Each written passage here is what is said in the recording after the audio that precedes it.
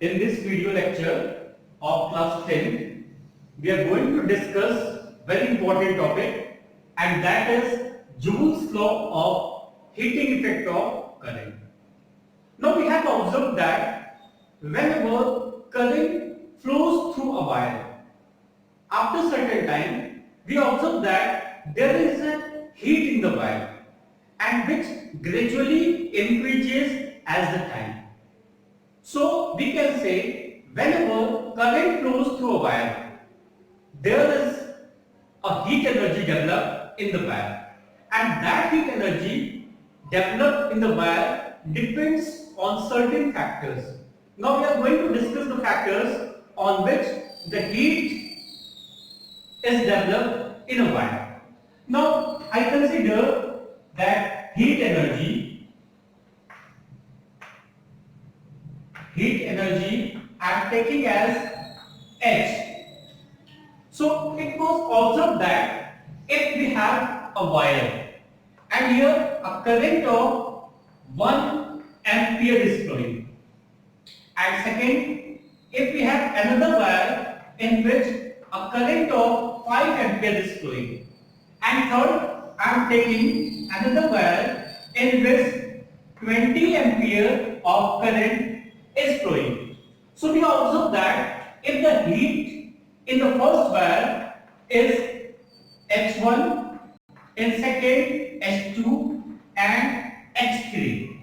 So we can conclude that the heat developed in the third wire, since the current is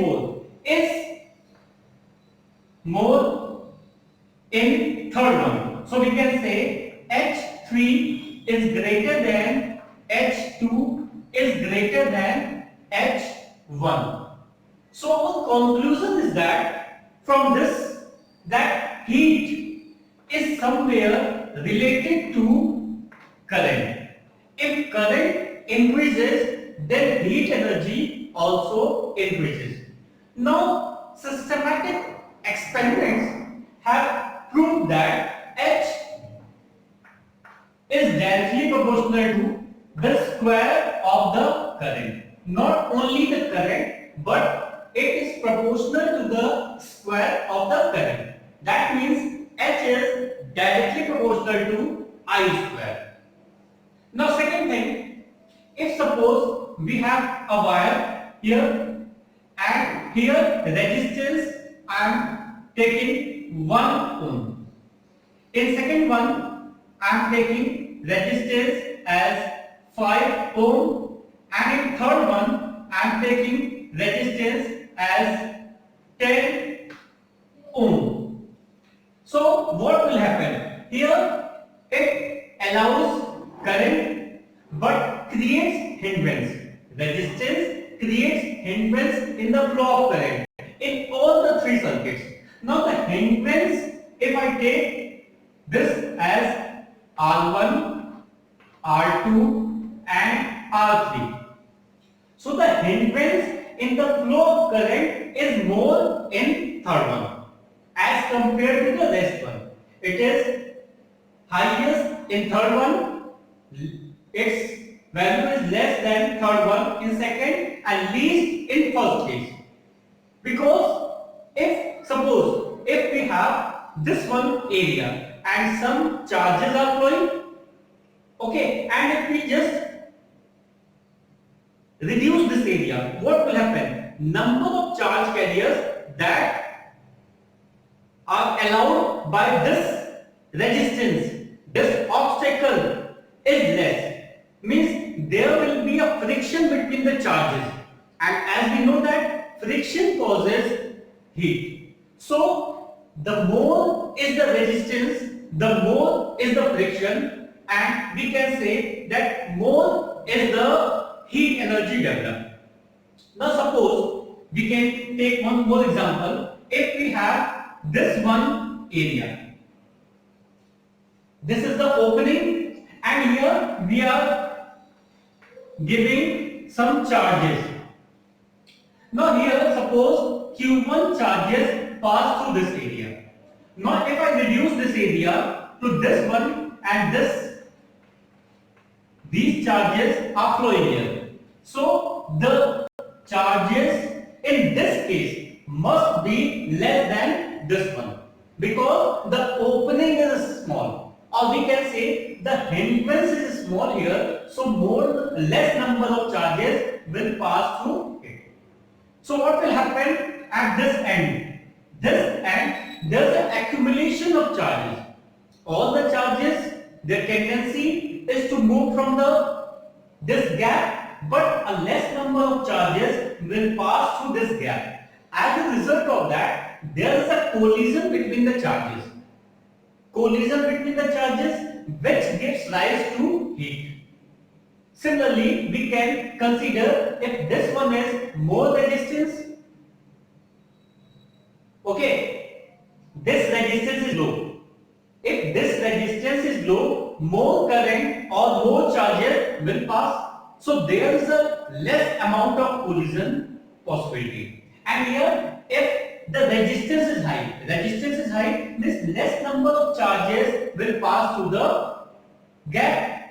So there is an accumulation of more charges here, which gives rise to more collision. And as a result of that collision, friction will be developed. And as a result of that friction, there is more possibility of heat energy. So we can say that heat energy is directly proportional to the resistance. The more is the resistance, the higher will be the heat energy. So second factor is H is directly proportional to R. Third case, if we have these three wires, or we can take another example. This one is first wire, this one is second wire, and this one is third wire. If we observe it for 20 minutes, it for 10 minutes, and it for 2 minutes. So the same wire, and we say that same amount of current, suppose 5 ampere is flowing in all the three wires. So we observe that the heat developed in the wire is more in this case. Initially, when we put the circuit on, suppose we have a charger, mobile charger, and we just switch on the charger, what will happen? If we touch the outer clothing of the wire, negligible amount of heat we observe. But if we observe it after 2 minutes, a less amount of heat is there. That means with the passage of time, there is a development of heat. And when we observe it after 10 minutes, the heat is more. And when we observe after 20 minutes, more heat will be there. So we can conclude that with the time, the amount of heat energy developed in the wire in which current is flowing becomes more. So we can say H is also proportional to T. Now collectively, if we write these three, we can write H is proportional to I square R T. So the heat energy developed depends on the square of the current, resistance and time. And it is directly proportional to all the three physical quantities here. Now we can write it as H is equal to some constant and then I square R T. Now when we measure all the values in SI unit, this constant we take as 1. So we have the formula H is equal to I square R T. And this formula is known as Joule's law of heating effect of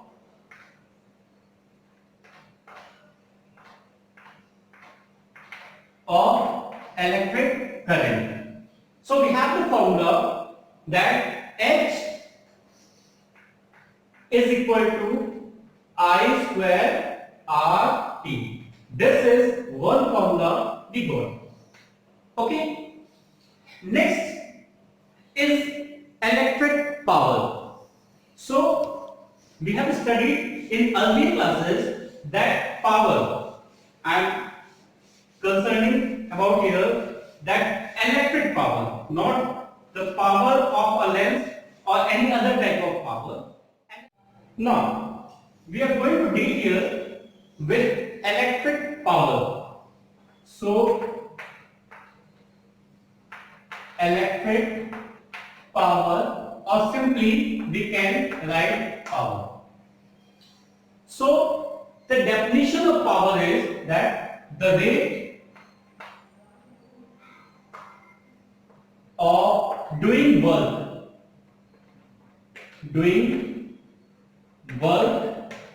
is known as power, and its unit is watt.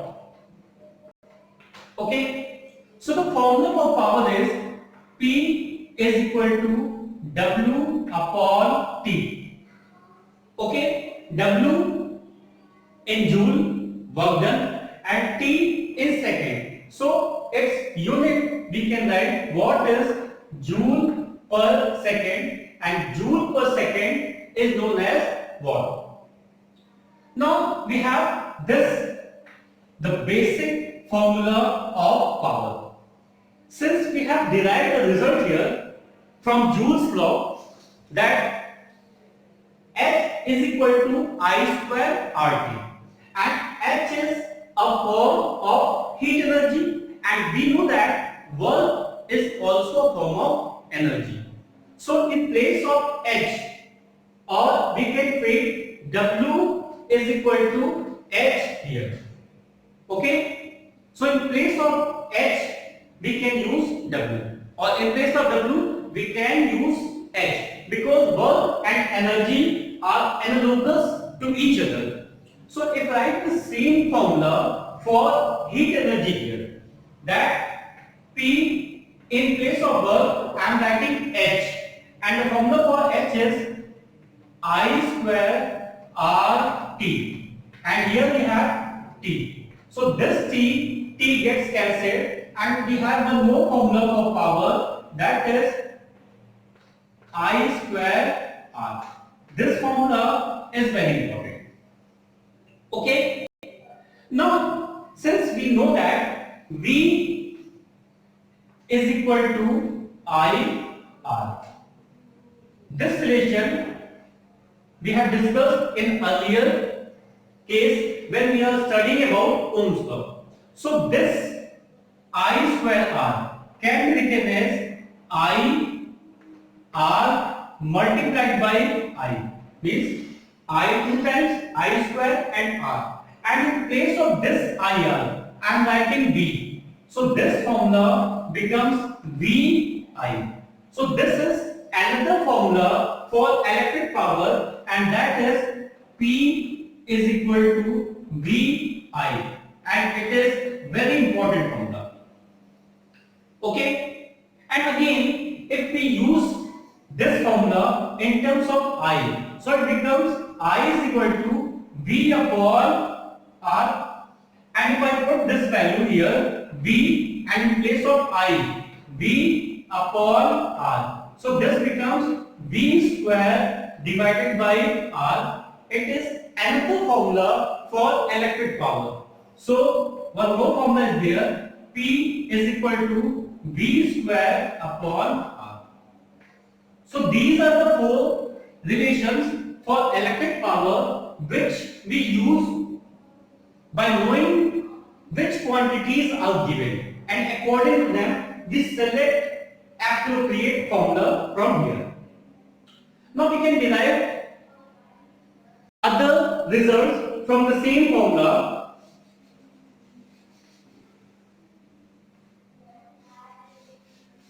Since we know that P is equal to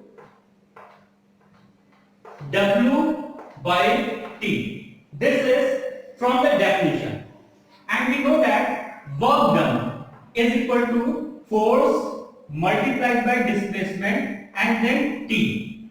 So this is one more formula for power. So we can write P is equal to F S divided by T. Now we know that this S is displacement and T is time. So S upon T, we can write velocity. Velocity is S upon T. So this formula can also be written as Fv. So power can also be written as F multiplied by V. Okay?